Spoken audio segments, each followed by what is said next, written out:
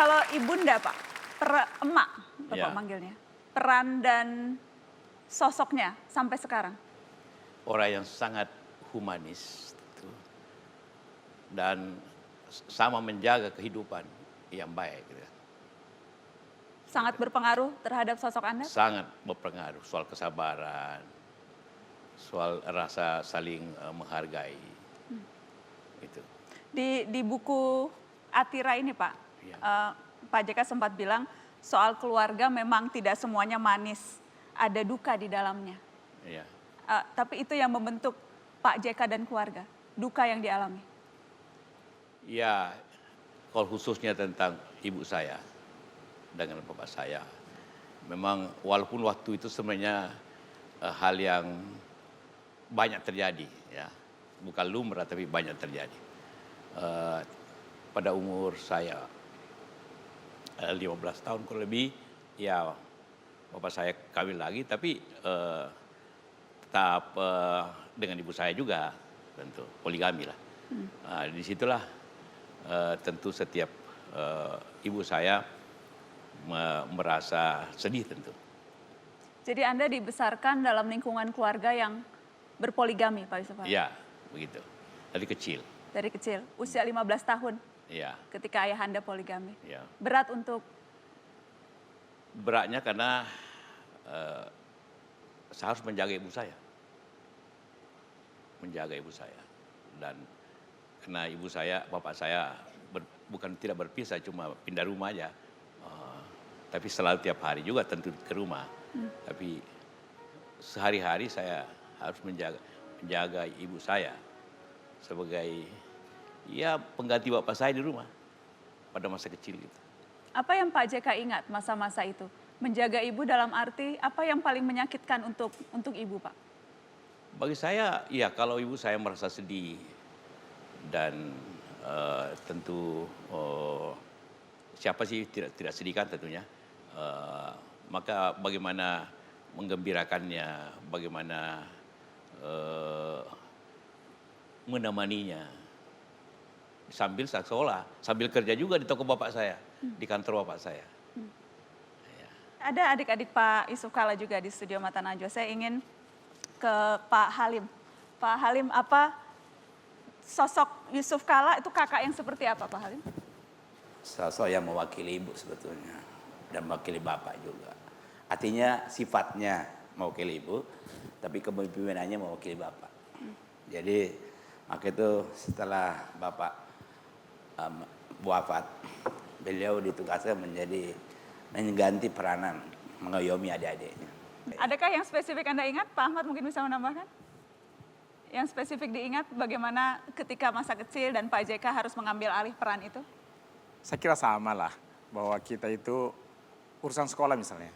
Saya nggak pernah seingat saya itu diantar mendaftarkan sekolah atau mengurus urusan sekolah oleh ayah dan ibu. Selalu Pak Yusuf yang ngurus. Mulai daftar sekolah, pembayaran sekolah, rapor mana pernah ibu lihat atau bapak. Semuanya Nampak? Pak? Iyalah, Semuanya Pak JK? iya. Ibu Siti Romlah, Ibu Romlah saya ingin tanya. Kesabarannya yang tadi Pak Yusuf Kala gambarkan, kesabarannya ketika menghadapi situasi di mana harus dimadu. Apa yang Ibu ingat? Waktu saya masih kecil sebetulnya. Saya yang dikandung waktu ibu saya, bapak saya kawin.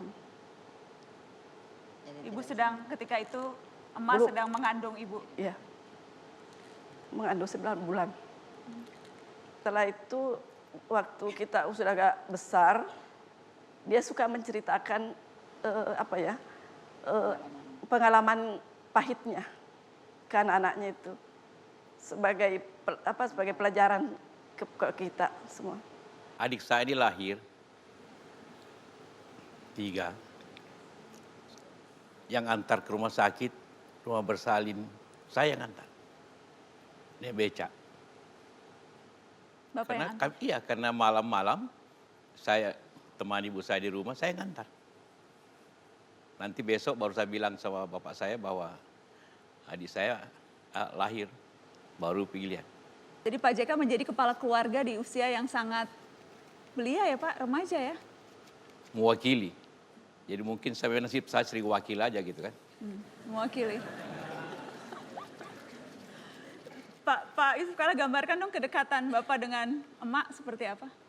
Seberapa dekat?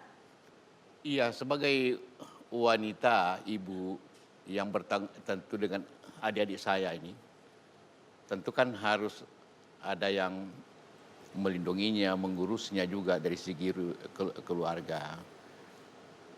Kalau contohnya tadi ya, sampai pun ibu saya melahirkan, saya ngantar sampai di situ tanggung jawabnya.